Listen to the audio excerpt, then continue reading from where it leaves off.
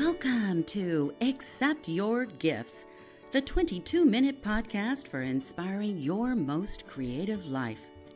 My name is Tracy Crow. I'm an author, writing coach, and Marine Corps veteran. I'm looking forward to co-creating today's show with you. So if you're ready, are you ready? I'm ready. So if you're ready to live a more creative, more magical life, let's get started.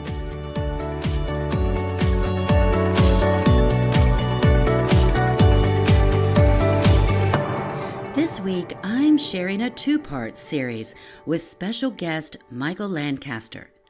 Mike is a West Point graduate, class of 1967, and flew a helicopter gunship with the 101st Airborne in Vietnam. I first met Mike a couple of years ago through mutual Facebook friends, and all of us have learned to pause through our often mindless timeline scrolling whenever we come across a Michael Lancaster post. Because you see, a post from Mike offers a much-needed poetic, meditative timeout. Whether he's sharing reflections about the salt ponds outside his Virginia home or about the wildlife inhabiting those salt ponds, Mike has a way of seeing and honoring the sacredness within it all. And when his wife of 51 years, Ellen, passed away 8 months ago, we have witnessed how poetry and life on the salt ponds appeared to be assisting our friend through grief and through his own life transition without Ellen. So I just had to know, how did this West Point grad and Vietnam War combat helicopter pilot ever cross paths with poetry in the first place? And how can he remain so serenely meditative and creative throughout grief? And, well, I'll just stop here and let Mike do most of the talking. I've already shared with our listeners a little bit about your military background, that you're a Vietnam veteran. Will you share with us how you happened across poetry, of all things, as one of your go-to creative mediums? So it turns out I did extremely well in the English and philosophy departments at the academy. And before we even graduated, they came to me and recruited me to come back at some point and teach literature and writing if I felt I wanted to do that. So I tentatively agreed to do that, and then I went off to the Army, and I was a tank company commander in Europe, and then went to flight school, and then went to Vietnam, and was in the 101st Flying. I had been accepted to go to graduate school and work toward a doctorate at UMass and at University of Virginia.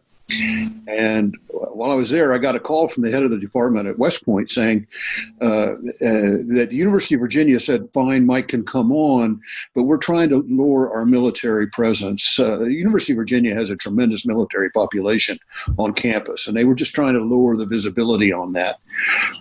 For example, the Army's JAG school is there. The chairman asked me, look, we have never sent anybody to the University of Kentucky. He said they have a marvelous faculty down there that's mostly built out of the old Vanderbilt School of Southern Writing, but also influenced by the University of Toronto, which is probably the best university in the Western Hemisphere for the study of literature and various aspects of literature and languages. So I said, yeah, I'll try that. So I went down to University of Kentucky, and I said, here I am. I said, I talked to him about UVA and UMass, and both said, please come. But the boss asked me to come down here and try this, and I had a copy, a Xerox copy of my transcripts from the academy, and I sat down there with a delightful man who was the head of the English department, and I didn't know what it turned out later. He was a retired Navy captain, and so he was tied in right from the beginning, and we talked, and he said, you don't have a whole lot of English stuff on your transcript, and I said, no, but I'm a great writer, great student of languages, and I was fluent in French until just probably a year ago. And I said, I'm not worried about that. And he said, well, no, you certainly stand on your feet, okay. And so he said, I'll tell you what. He said, we have a summer session starting in 2 weeks. You want to go? And I said, let's do it. And we walked down to the dean's office from his office. He signed me up. I was a grad student at the University of Kentucky, and then we went and had lunch at a great place in Lexington. And Wendell Berry, and this gets to the point of poetry. Wendell Berry was on faculty when I was there. And he and I kind of crossed sabers a little bit. He just sort of had this instinctive reaction to a Vietnam vet. He just wasn't sure where I was coming from, where my head was, and frankly, I was a little concerned about him. I had read many of his books. I was a great fan of his essays on standing back from nature and becoming part of, speaking to your notion of metaphor, nature as a metaphor, which is central to Wendell Berry's books. Right. And poetry and novels and short stories. And one day I just straight out asked him a question. I said, Wendell, I understand all the other stuff. Why poetry? What does poetry do? Why is it? I mean, I understand novels. I understand your essays. I love your essays. They are delicious. I don't get poetry. I said, I like it. I like to read it. But, it's like, to me, so far, it hasn't passed the so what test. And, he said, I can tell it's coming. he said, someday you'll know that. Ooh. And I said, okay. There was a wonderful story about Pierre. I don't know if it wasn't Pierre Salinger, but maybe it was somebody on that level of journalism who was interviewing Zhou Enlai in China, and he said to Joe, he said, the subject of revolution. And he said, well, what do you think of the French Revolution? And as he described it later, Joe sat back in his chair and got this kind of distant look on his face, and finally turned back and said, too early to tell. This was in 1960. So, I had those thoughts in my head when Wendell Berry said, you'll know. That sounds a little bit to me as if he dropped the gauntlet, issued a challenge. Yeah, of course. And later, I was a vice president of a company after I retired from the military, and really, I ran their offsite operations. They were in La Jolla and in San Diego, and I ran all their outside operations. And so my office was a first-class cabin on an American Airlines airplane, using my mileage. And one night, I was on red eye carrying a proposal back to Picatinny Arsenal. I had done that, and we were going to build an all-electric tank. And I'm walking, I was exhausted, walking through the airport. There's a bookstore hanging out right there in the airport. I stopped at the table, and there's this brand new book, a little thin book of poems from Wendell Berry called Sabbaths. Mm. And so I couldn't sleep. I was so devastated. And so I read that book 4 times between San Diego and Dulles. And I haven't had, Wendell was off faculty at that point. I had no idea how to get in touch with him. But this dear woman who adopted me when I was a grad student, I sent her an email and I said, will you please tell Wendell I got it? And what he had done with this book, and this was the turnaround for me with poetry. What he had done with this book, as it turns out, he had been writing, he has this, again, to the idea of metaphor. To him, his farm, he was a farmer. Now, he had lived in New York and was very bohemian and all that stuff, and in San Francisco and with Gurney Norman and all the rest of those great writers coming out of the 60s. But he went back and bought his family farm. And he worked that farm, he worked it as if he wanted to do what he said in his essays. So he plowed with a horse team. Wow. He only plowed enough acreage to feed his animals, who were mostly sheep, it turns out. And he has a very lengthy poem where he has written down exactly what he does here in his farm, his annual behavior. And it's one of the most wonderful things I've ever read. I grew up on a farm. And so it was fabulous just to see the connection. But this reminds me a great deal what you're telling us about Wendell Berry, about Emerson and Thoreau back in the 1800s. Oh, sure. Thoreau, for sure. Emerson might have been a little too stuffy he never said that. Wendell as a poet, why I love him is he's one of the finest craftsmen in the English language, period, of any time, period. The only guy in my mind, I love women writers and women poets, but I must be honest, I know fewer of them well than I do men. And the only person who I would say at some point, always Berry, is Conrad. Now, Conrad was Polish, but he could write in about 7 different languages and did. Mm-hmm. And he said, I'm probably best writing French. But he said, the master, Shakespeare, wrote English, and I will write the master's language. And so we have all this magnificent literature from Joseph Conrad. Right. So Wendell had this, the set piece of Sabbaths is that the farm is a miniature version of God's creation. And therein, all of a sudden, metaphor clicked. Metaphor, there you go. And so I read those poems, and it turned out with that first book, he had been writing 5 or 6 of these Sabbath poems every year of his life. And this first little collection was about 10 years. So 5 or 6 poems each year. So each year he's a little older. His perspective is a little different. Now I have a book that thick, which is his latest version of the collected Sabbath poems. Well, I mean, they influence me completely. The other person who influences me like that is Mary Oliver. Yes, the late Mary Oliver, who just passed away a couple of weeks ago. Yeah. She is delightful in the same way and uses metaphor less methodically, but when she does use it, it's glorious. Let me stop you for just a second. Sure. Because we're going on and on about metaphor and assuming that our listeners know exactly what we're talking about, and I'm sure most of them do. But these connections that writers make of connecting seemingly unlike things and finding extra meaning among those.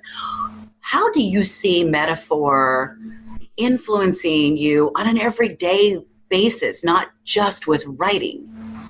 Metaphor, the simplest way to understand metaphor is that it's a model. It's a model of life that can be used to contain questions. I love that.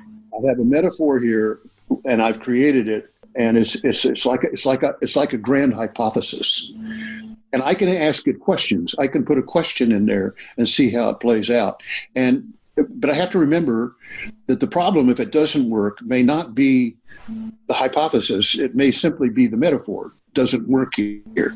It's all about knowledge.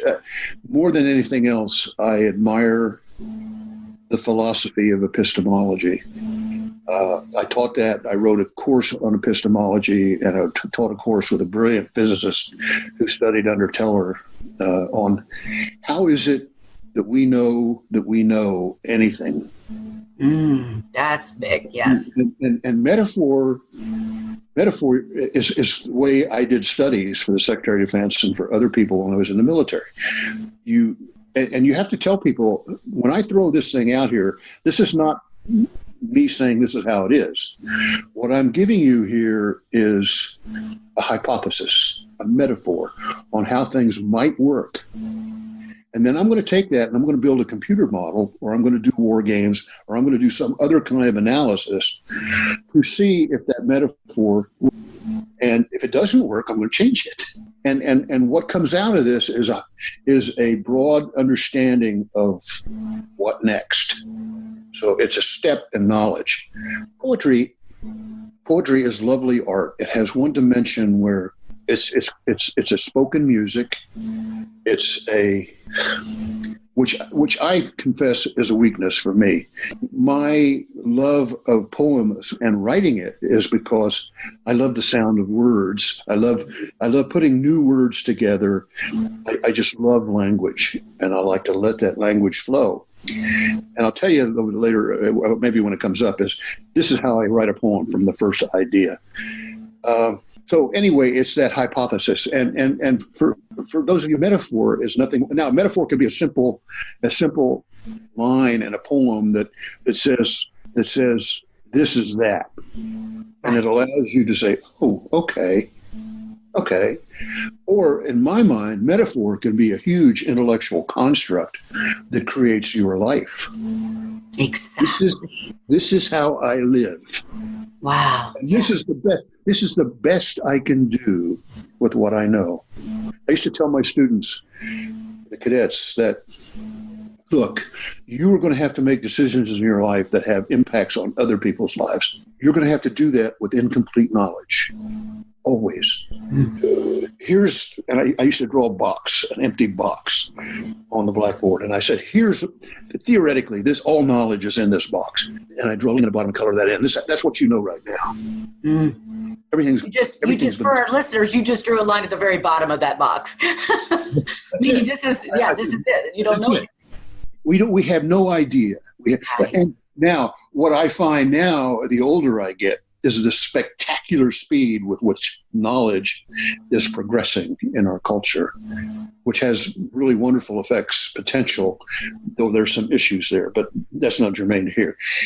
Anyway, metaphor to me is, this is how I live my life. And this is how I got into poetry.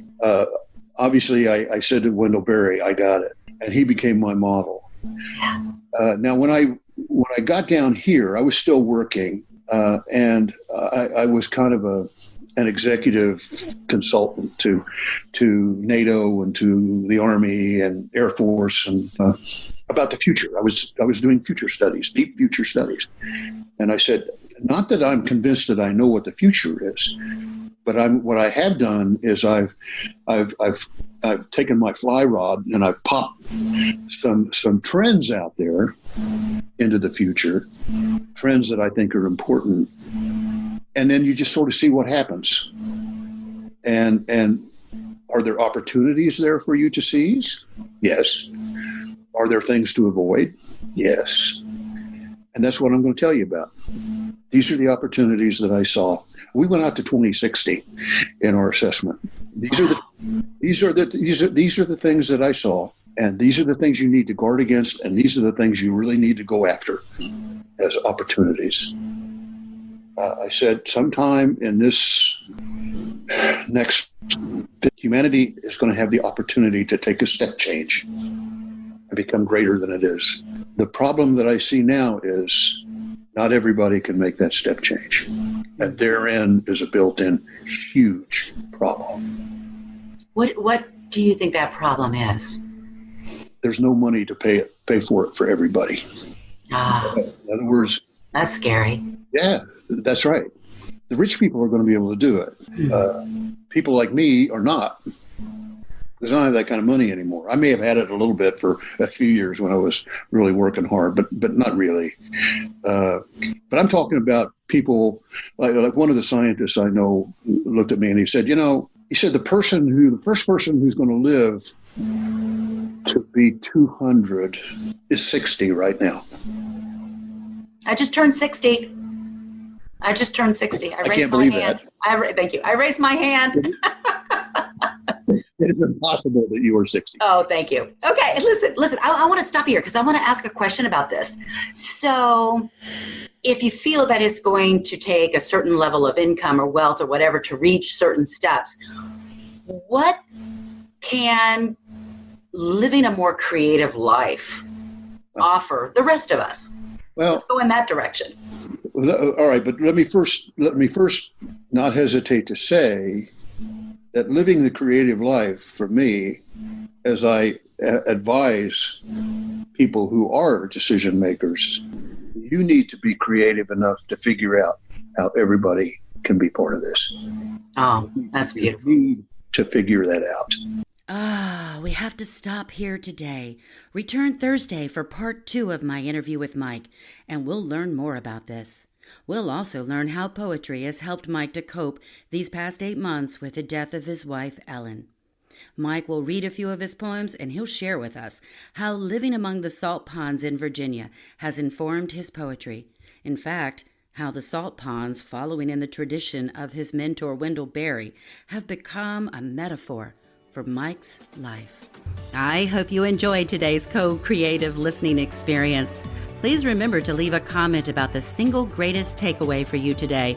You know, that one thing you will remember from this day forward. Was it something funny or provocative?